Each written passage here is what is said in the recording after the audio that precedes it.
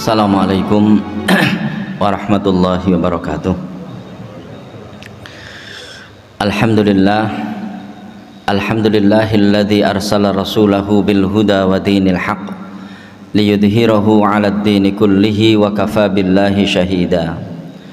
Asyhadu an la ilaha illallah wahdahu la syarikalah wa asyhadu anna Muhammadan 'abduhu wa rasuluh. Allahumma shalli wa sallim wa barik ala Muhammad wa ala alihi wa sahabatihi wa man da'a bi da'watihi wa ihtada bihadihi ila yaumiddin. Asbahna wa asbahal mulku lillahi walhamdulillahi la syarikalah la ilaha illa huwa wa ilaihin nusyur. Asbahna ala fitratil islami wa kalimatil ikhlas wa ala dini nabiyyina Muhammadin sallallahu alaihi wasallam wa ala millati abina Ibrahim hanifa wa ma kana minal musyrikin. Raditu billahi rabba wa bil islami dina wa bi Muhammadin nabiyya wa rasula. Bismillahilladzi la yadurru ma asmihi syai'un fil ardi wala fis sama wa huwas sami'ul alim. Allahumma inna na'udzubika min an nusyrika bika syai'an na'lamu wa nastaghfiruka lima la na'lamu. Para bapak ibu dan saudara-saudara sekalian jamaah sholat subuh rahimakumullah, alhamdulillah kita bersyukur dan kita terus bersyukur kehadirat Allah subhanahu wa ta'ala atas nikmat dan karunia yang dianugerahkan kepada kita, khususnya sebuah nikmat yang Allah tidak memberikan nikmat itu kepada semua orang, namun hanya diberikan kepada hamba-hambanya yang terpilih saja. Dan nikmat itu adalah nikmat iman, nikmat takwa yang kita miliki sekarang ini, yang karenanya kita bisa mengawali kehidupan kita pada pagi ini dengan beribadah kepada Allah subhanahu wa ta'ala. Kita tunaikan sholat subuh dengan berjamaah, dan tentu mudah-mudahan apa yang kita lakukan ini diterima oleh Allah subhanahu wa ta'ala. Para bapak dan ibu sekalian, kenapa saya perlu mengingatkan ini kepada kita semua, termasuk kepada saya sendiri? Karena ternyata persoalan keimanan ini adalah persoalan yang paling mendasar dalam kehidupan kita. Karena iman itulah yang menjadi tolok ukur, atau dalam bahasa yang sekarang ini sering kita kenal, pertaruhan kita di dalam kehidupan ini. Apakah hidup di dunia ini ataukah hidup di akhirat nanti? Penentuan keselamatan atau tidak keselamatan yang kita raih nantinya akan sangat ditentukan oleh keimanan kita. Dan itu sebabnya kenapa kita sering diingatkan masalah ini, karena memang masalah ini adalah masalah paling fundamental dalam kehidupan manusia mukmin. Meskipun pada saat yang bersamaan kita juga melihat bahwa persoalan ini sudah mulai banyak diabaikan manusia. Lihatlah betapa sekarang ini agama hanya sekedar menjadi pelengkap penderita di dalam kehidupan mereka. Dan tentu mudah-mudahan kita bukan termasuk yang seperti itu. Kenapa? Karena kita tidak tahu bahwa kedepannya nanti kita atau bahkan semua umat manusia akan mengalami situasi-situasi yang menyulitkan dirinya untuk melakukan kebaikan. Inilah persoalan kita. Kita tidak tahu apakah dalam 1-2 hari ke depan nanti Allah masih memberikan kemudahan kepada kita untuk berbuat baik. Kita tidak ada yang tahu. Buktinya adalah bahwa banyak rencana-rencana perbuatan baik yang dilakukan manusia itu tidak bisa dia mengerjakannya pada saatnya. Makanya ini ada sebuah hadis yang hadis ini barangkali menjadi pengingat buat kita semua, sekaligus hadis ini harus kita sikapi dengan sebaik-baiknya, karena memang isi dari hadis ini itu cukup menakutkan. Adalah seorang sahabat yang bernama Barra bin Azib meriwayatkan dari Rasulullah sallallahu alaihi wasallam, dan hadis ini sahih dari Imam Tirmidzi. Di situ Rasulullah bersabda begini, badiru bil a'mali sab'an. Kata Rasulullah, bersegeralah kamu untuk berbuat amal soleh sebelum datangnya 7 perkara. Nah, sekalian, 7 perkara ini adalah perkara-perkara yang paling tidak enak yang akan dialami oleh manusia, yang gara-gara 7 perkara ini dia akan terhambat atau bahkan mungkin dia tidak akan bisa melakukan kebaikan-kebaikan lagi. Maka apa 7 perkara itu? Kata Rasulullah, atantadhiruna illa faqron munsia. Itu yang pertama. Apakah kalian menunggu ya sehingga datang kemudian faqron munsia, sebuah kefakiran yang melupakan? Artinya orang itu ketika miskin, orang itu ketika fakir, maka akan ada satu yang selalu dia lupakan, yaitu kemaslahatan-kemaslahatan yang ada di dalam dirinya. Jadi ketika orang itu mengalami sebuah kondisi kemiskinan, itu seolah-olah sudah tidak ada lagi unsur kebaikan di dalam dirinya. Dan karena itulah maka kemiskinan-kemiskinan model seperti ini kadang-kadang menjadikan orang itu lupa berbuat kebaikan. Makanya kata Rasulullah, atantadhiruna illa faqron munsia. Apakah kalian akan menunggu sehingga datang yang namanya kemiskinan dan itu akan melupakan kamu, melupakan seseorang terhadap kemaslahatan-kemaslahatan yang dia miliki, yang karenanya kemudian dia tidak lagi melakukan kebaikan. Itu yang pertama. Yang kedua, au ghinan mudghiyah, ya, atau kaya yang menjadikan orang melampaui batas. Sekalian, kalau tadi kemiskinan yang menjadikan orang itu melupakan kebaikan-kebaikan yang dia miliki, maka ini yang kedua, atau kekayaan yang menjadikan orang itu melampaui batas. Dan Bapak Ibu sekalian, di antara efek melampaui batas yang akan dilakukan manusia, dan ini adalah efek negatif, orang ini akan melupakan Allah Subhanahu wa ta'ala. Makanya ayat-ayat tentang melampaui batas itu selalu terkait dengan pelanggaran-pelanggaran terhadap apa yang digariskan oleh Allah Subhanahu wa ta'ala. Maka di ayat yang ke-6 dan ke-7 dari surat apa itu? Ya, dari surat Al-Alaq, ya, kita semua sudah banyak yang hafal ayat itu. Kalla innal insana la yatgha ar-ra'ahu istaghna. Itu. Ya, Allah berfirman, kalla, tidak, sekali-kali tidak.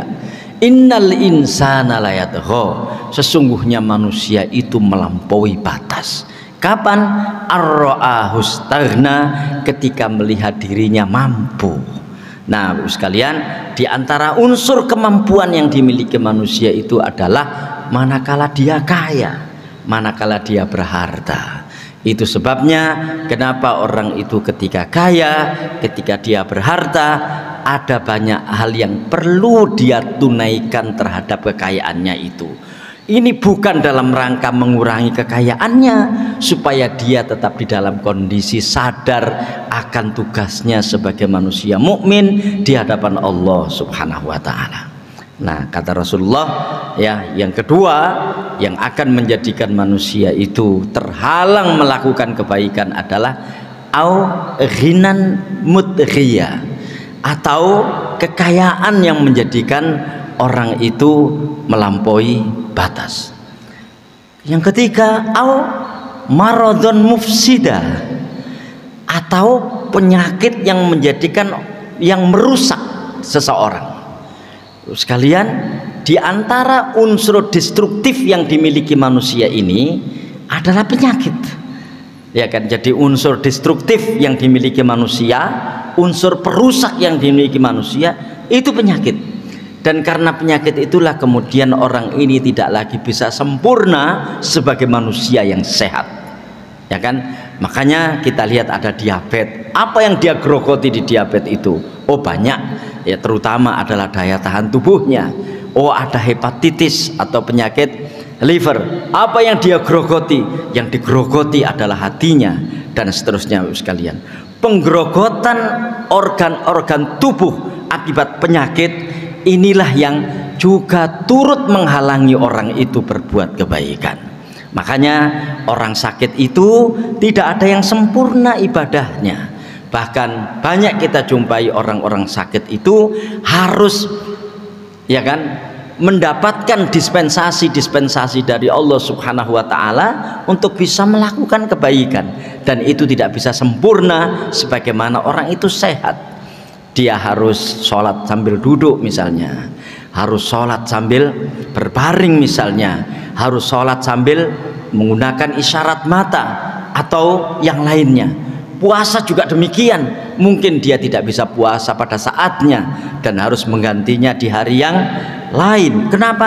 Karena dia sakit, atau bahkan karena sakitnya itu parah, dia tidak bisa lagi berpuasa dan harus menggantikannya dengan fidyah. Nah, kata Rasulullah, unsur yang akan bisa menghalangi orang berbuat baik adalah maradon mufsida. Sehingga mumpung Allah Subhanahu wa Ta'ala memberikan kesehatan kepada kita, gunakanlah kesehatan itu untuk melakukan kebaikan yang sebanyak-banyaknya. Yang ketiga, yang keempat adalah, Bapak sekalian, au haroman mufannida, ya, atau masa tua yang mufannida, yang menjadikan orang itu memiliki kelemahan permanen. Ya, Bapak sekalian, saya kira kita juga mulai mengalami itu. Saya misalnya, usia saya sekarang sudah 54 tahun, mungkin ada yang di atas saya ya 60 tahun dan seterusnya. Dia pasti akan mengalami yang namanya kelemahan permanen.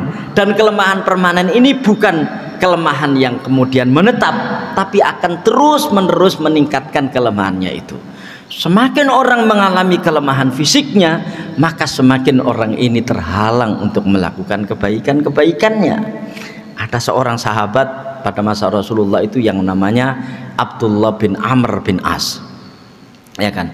Dia waktu itu berbaiat kepada Rasulullah untuk berbuat baik, ya, sehingga mengatakan pada Rasulullah, ya Rasulullah, sebaiknya saya menghatamkan Quran itu kapan? Ya, kata Rasulullah, khatamkan selama 1 bulan. Kata Abdullah bin Umar, saya bisa lebih sedikit dari itu wahai Rasulullah. Maksudnya bisa lebih sedikit waktunya. Oke, khatamkan 2 pekan. Ya, kata Rasulullah.